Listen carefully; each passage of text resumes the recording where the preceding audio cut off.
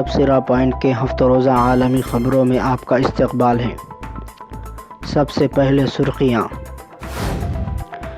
یہودی بستیوں میں توسیع جاری، حماس کے ساتھ جنگ کے لیے تیار، اسرائیلی وزیر اعظم کا بیان۔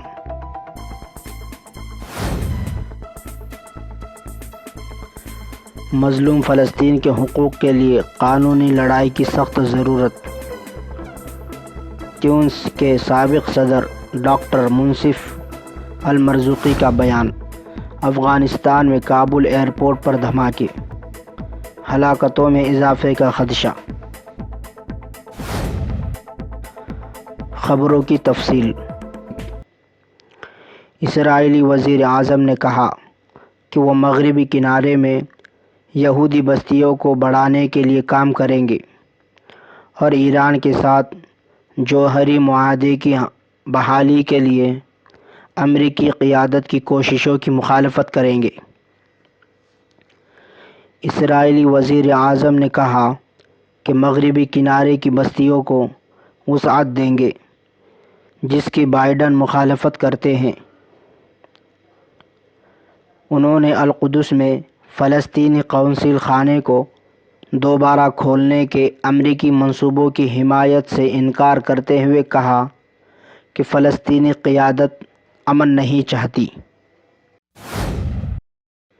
تیونس کے سابق صدر ڈاکٹر منصف المرزوقی نے ترکی کے استنبول میں منعقدہ ایک پروگرام میں کہا کہ فلسطین میں خواتین اور بچوں پر مسلسل مظالم بڑھ رہے ہیں۔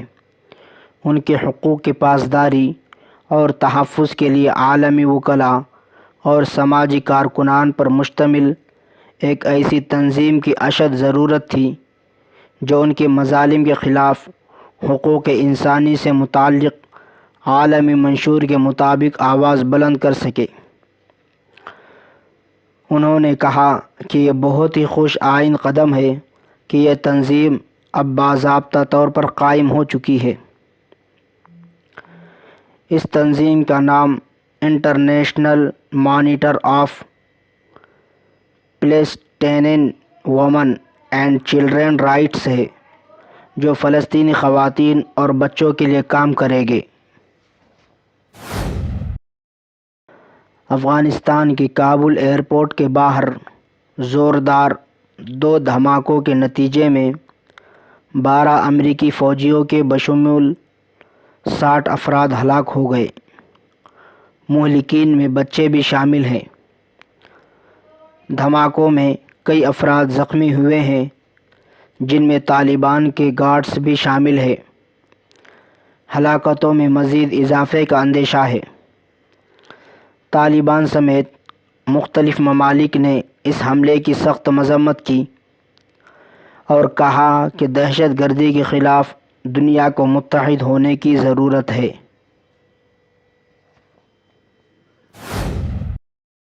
حرمین انتظامیہ نے مسجد الحرام میں قرآن مجید کے نسخے رکھنے کا فیصلہ کیا ہے۔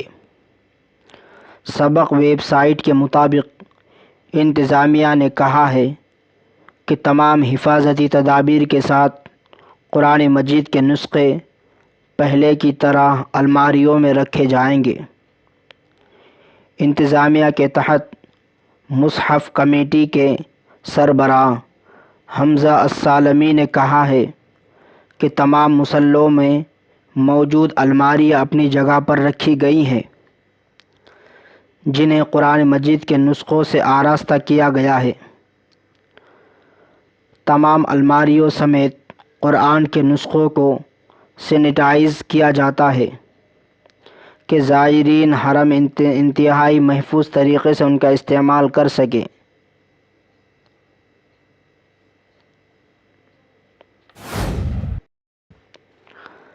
حرمین شریفین کے انتظامیہ نے مسجد الحرام میں دروس بحال کر دیے ہیں۔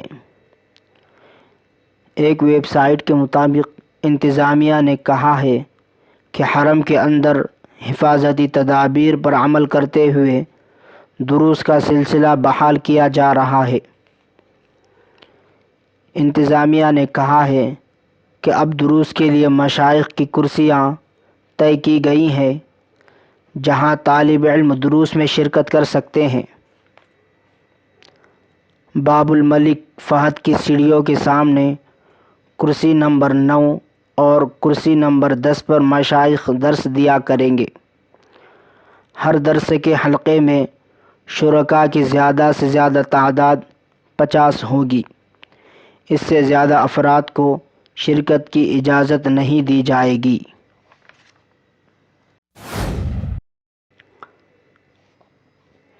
فلسطین کے غرب اردن کے علاقے رملہ سے تعلق رکھنے والی 9 ماہ کی حاملہ ایک خاتون قیدی انہار الدیگ نے اسرائیلی دیمون جیل سے اپنے اہل خانہ کو ایک دردناک پیغام بھیجا ہے۔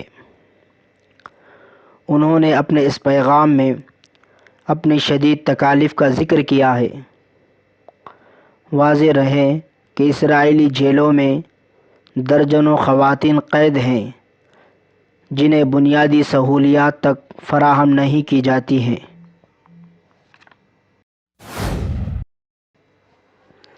مصر کی دارالافتاء کونسل نے پارٹ ٹائم میرج یعنی جز وقتی شادی کو دین اسلام میں رائج شادی کے نظریات کے برخلاف اور حرام قرار دیا ہے۔ مصر میں سوشل میڈیا پر جز وقتی یا پارٹ ٹائم شادی سے متعلق ہونے والی بحث پر ملک کی اسلامی افتاء کونسل نے بیان جاری کیا ہے۔ مصری دارالافتاء کی جانب سے کہا گیا ہے کہ ہمیں شادی کے لیے جدید اصطلاحات کی طرف متوجہ نہیں ہونا چاہیے۔ حالیہ دنوں میں شادی کے عمل کو جدید اصطلاحات سے منسوب کرنا، نمود و نمائش، شہرت، دینی اقدار کو عدم استحکام اور منفی تاثر سے دوچار کرنے کے ساتھ ساتھ معاشرے میں الجھن پیدا کرنے کا سبب ہے۔ لہٰذا اسلام ایسے قوانین کی اجازت نہیں دیتا۔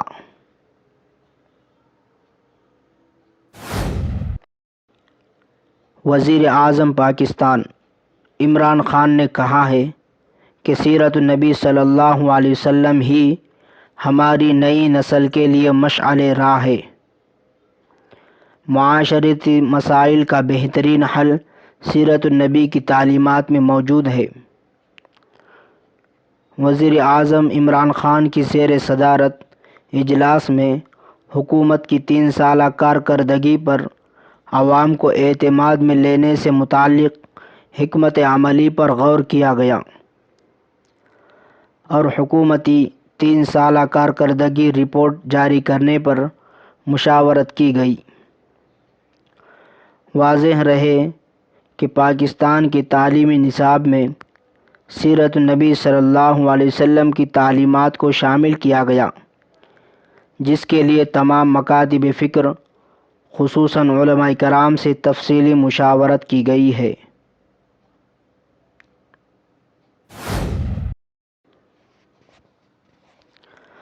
عرب میڈیا کے مطابق فلسطین میں اسرائیلی بربریت کا سلسلہ جاری ہے، جس کے خلاف مظلوم فلسطینیوں نے غزے میں پرامن احتجاجی مظاہرہ کیا، جس پر اسرائیلی فورس نے فائرنگ کر دی۔ اسرائیلی فورس کی فائرنگ سے 41 فلسطینی زخمی ہو گئے، جنہیں فوری طور پر قریبی اسپتالوں میں منتقل کیا گیا۔ گزشتہ ماہ بھی اسرائیلی فورس کی جانب سے فلسطین کے مغربی کنارے میں پرامن فلسطینی مظاہرین پر شدید فائرنگ کی گئی تھی، جس کے نتیجے میں 250 سے زائد فلسطینی زخمی ہوئے تھے۔ مظاہرین نابلس میں غیر قانونی یہودی بستیوں کے خلاف پرامن احتجاجی مظاہرہ کر رہے تھے۔ سعودی محکمہ شہری ہوابازی نے پابندی والے ملکوں سے مملکت میں مقیم غیر ملکیوں کے سفر کے نئے ضوابط جاری کیے ہیں۔ محکمہ شہری ہوابازی کا کہنا ہے کہ پابندی والے 11 ملکوں سے مقیم غیر ملکیوں کو سعودی عرب براہ راست آنے کی اجازت دی گئی ہے۔ مسافروں کے مملکت پہنچنے پر انہیں ہوٹل قرنطینہ میں نہیں رکھا جائے گا۔ مملکت آنے سے پہلے کسی اور ملک میں قیام کی ضرورت نہیں ہوگی، بشرطے کہ مقیم غیر ملکی سعودی عرب سے نکلنے سے پہلے مملکت میں ویکسین کی دونوں خوراکیں لگوا چکے ہوں۔ عالمی خبروں میں فی الحال اتنا ہی۔ خدا حافظ۔